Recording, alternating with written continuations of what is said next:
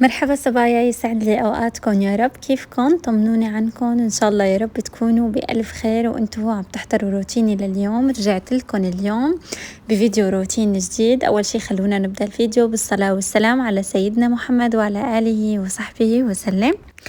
بمناسبة شهر رمضان المبارك بدي أقلكم كل عام وأنتم بألف خير يا رب. رمضان كريم على الجميع وينعاد علينا وعليكم بالخير والبركة، وإن شاء الله يكون هذا الشهر شهر خير على الجميع يا رب. كتبوا لي بالتعليقات انتو كيفكم، كيف عم تقضوا وقتكم بهذا الشهر هيك الفضيل، وايش هيك مخططاتكم لهذا الشهر، وايش عم تعملوا طبخات هيك. عطونا افكار، ناخد افكار من بعض.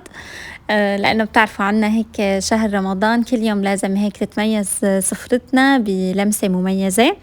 لهيك حبيت ابدا الفيديو بطريقة اكلة كلياتنا بنحبها برمضان لازم تكون موجودة على سفرنا، هي المعروك.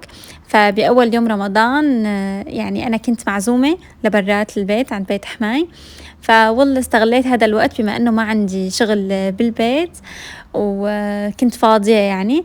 الحمد لله هيك لما فقت الصبح صليت وبعدين قرأت قرآن وقلت لحالي بدي أعمل معروك. بتعرفوا هاي الأكلة لازم تكون موجودة على كل سفرنا برمضان، وكتير المعروك طيب إنه يتاكل برمضان أو مثلا على السحور بعد الإفطار. فحبيت أعمل لكم إياه وأقول لكم على طريقته، إن شاء الله إذا جربتوه ما رح تندموا أبدا. أنا من قبل بعمل المعروك وكتير بحبه يعني.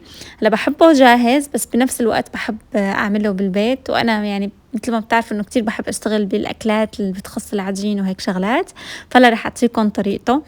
بالبداية حطيت كاسة حليب دافية مع خميرة، ظرف خميرة الفورية، ومعلقة سكر. خفقتهم كتير منيح وغطيتهم لمدة 10 دقايق لحتى هيك نختبر العجينة. مثل ما شفتوا الفقاعات اللي طلعت. بعدين بصحن تاني بخفق بيضة مع ربع كاسة زيت نباتي و5 معالق كبار من السكر، بخلطهم كتير منيح. بعدين بضيفهم على خليط الخميرة وبخلطهم مع بعض لحتى يدوب السكر.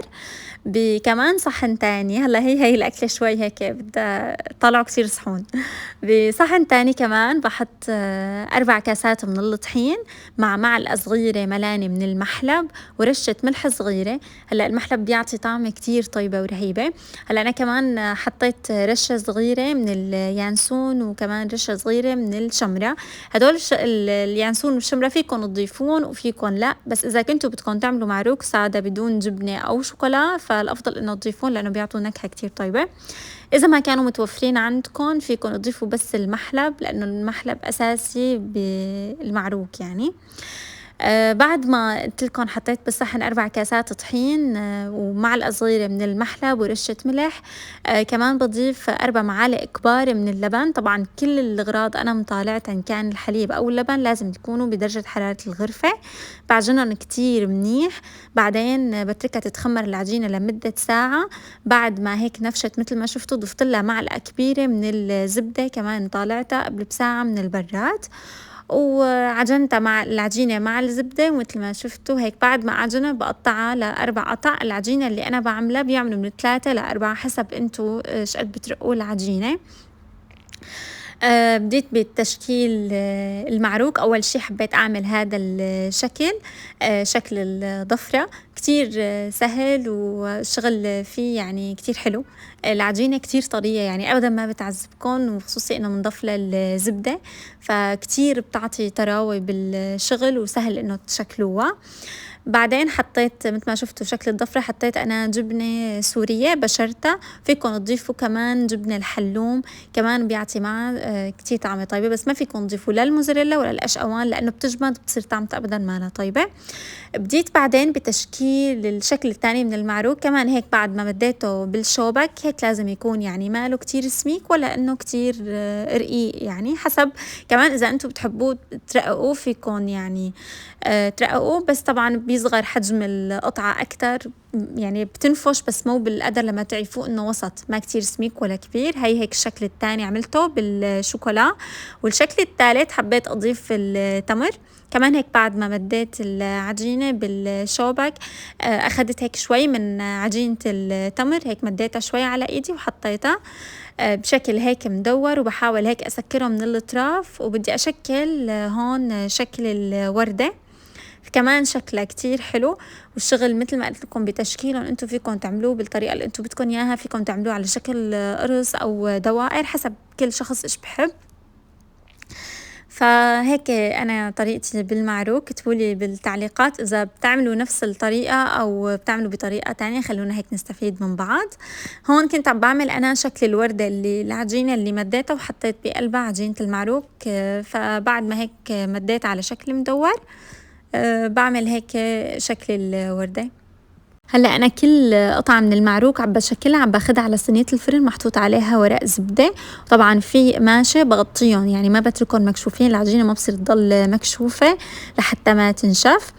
بهالاثناء بريحهم مده 20 ل 25 دقيقه وهن هيك مغطايين بقماشه. بهالاثناء بكون انا مجهزه الفرن على حراره 200 من فوق ومن تحت.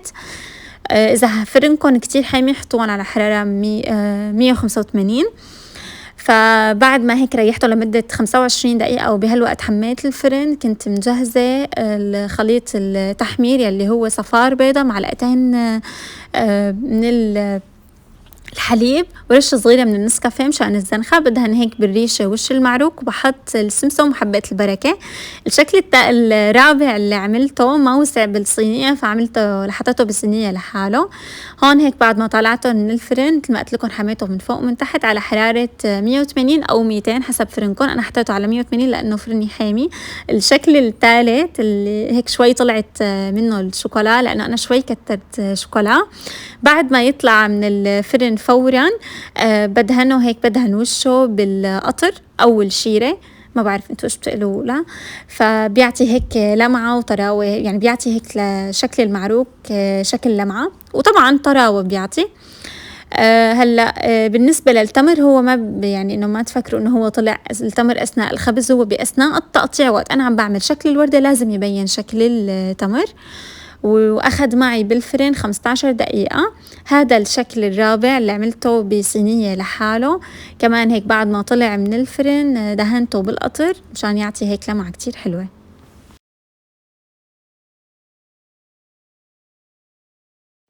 وبعدين طلعت من البيت تقريبا هيك العصر مثل ما شايفين هيك يعني كانت الشمس كتير حلوة والجو بجنن عن جد. هيك بتحسوا بالمناسبات إن كان رمضان أو عيد هيك أي مناسبة بتحسوا الشمس غير هيك، الشمس بتكون مشرقة.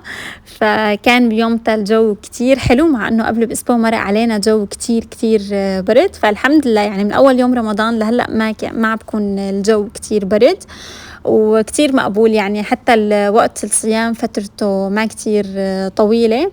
ما بعرف انتو كتبولي هيك بالتعليقات إذا فترة الصيام يعني عندكم شقد، إذا كانت هيك طويلة ولا قصيرة. هلأ صار يجينا على شتاء فما كتير عم نحس بالعطش، يعني شوي عم نحس هيك بالجوع، مع هيك إنه الوقت ما بكون كتير طويل.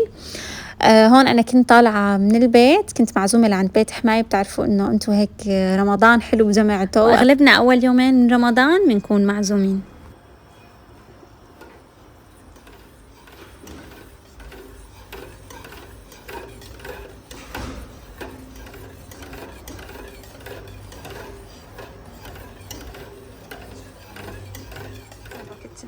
هلا الأغلب يعني نحن عنا بأول يوم رمضان بفضلوا يعملوا الأكلات اللبن أو الأكل اللي هيك بيكون لونه أبيض. هيك بنبدأ الشهر الفضيل بأكلة لونها أبيض. أنا هاي الأكلة كتير بحبها، وخصوصا هاي الأكلة بحبها بالذات برمضان لأنه بحسها كتير هيك خفيفة. ما كتير هيك مثلا يمكن أكلات السفرجلية أو السمائية، أكلات الحمض بحسهم على المعدة شوي تقيلين برمضان، وخصوصي أول كم يوم رمضان لأنه لسه ما بنكون متعودين على الصيام. يعني ما بعرف، أنا بفضل أكلات اللبن ببداية رمضان. كتبولي بالتعليقات شلون قضيتوا أول يوم رمضان، وين كنتوا معزومين، أو إذا ما كنتوا معزومين لمكان إيش عملتوا هيك طبخة بأول يوم من رمضان.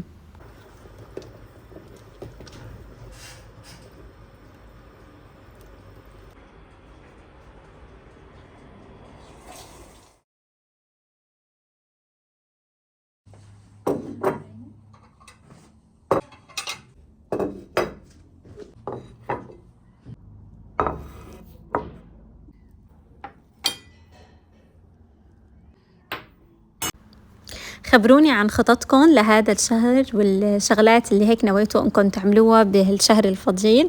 انا ان شاء الله نويت انه افتح ختمة برمضان واكتر من الاستغفار، والله يا رب هيك يعفي عننا جميعا، وهيك يجعلنا من عتقاء شهر رمضان، وإن شاء الله يا رب الله يقوينا وهيك نقوم بالشغلات اللي لازم إنه نعملها بهذا الشهر الفضيل، ونكسب أي وقت هيك بهذا الشهر بقراءة القرآن والاستغفار.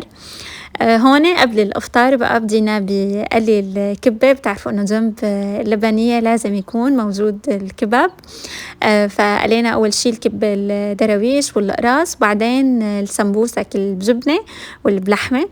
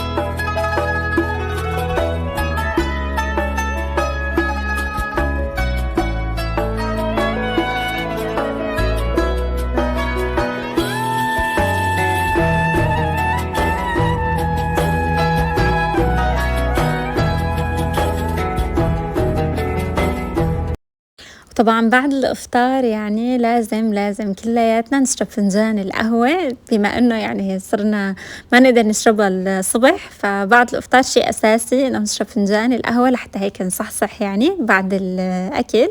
فوالله هيك حبينا نعمل فنجان قهوة بعد ما خلصنا طبعا هيك شغل وضبضبنا الجوليات، قلنا هيك بنقعد بنشرب قهوة. فقلت كمان هيك بشارككم فنجان القهوة الرايق بعد الإفطار.